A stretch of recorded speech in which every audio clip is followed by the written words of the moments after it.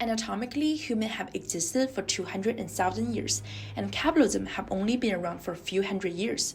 So why does our society guide us to believe this system, which only takes 0.5 of humanity's existence, best align with our nature? It seems to be an unreasonable notion.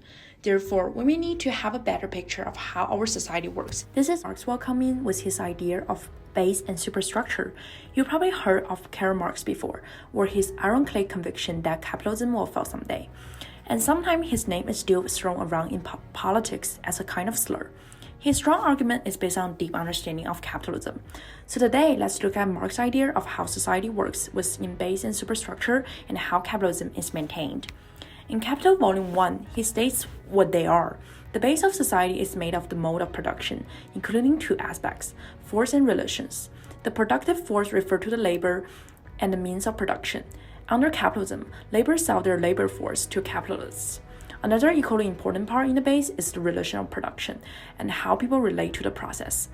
Under capitalism, we have a worker or capitalist, or we can call them a member of proletariats or the bourgeoisie. Generally, it refers to the social class. Base shape the rest of society. A societal superstructure emerges on the base.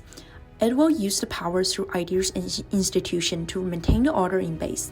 The social class having economic dominance in base will control the superstructure to control the whole society by using social, legal, religious, or artistic power even to support their own interest or propagates the ideology to remain the status quo. The bourgeoisie can work effectively through liberal democracy, but when it is challenged by unsatisfied organized labor or socialists, they could undermine the general democracy to support their dominance in the base. Perhaps importantly, the capitalism superstructure contains a notion of liberalism so that it works so well in modern society.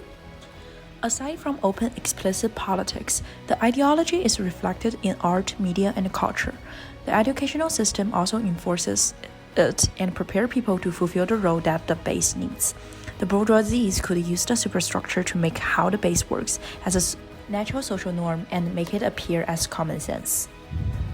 Marx elaborates on how the capitalist society produces and concentrates wealth and power in a minority ruling class in Communism Manifesto, written with Engels. They're greatly influenced by the French Revolution and their ideals of liberty and freedom.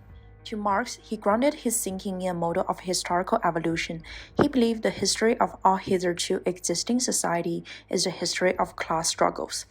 Capitalism to him was just a stage in the historical revolution, not the final, natural, or organic and stable state of human organization. Go read the book if you like this video. Bye!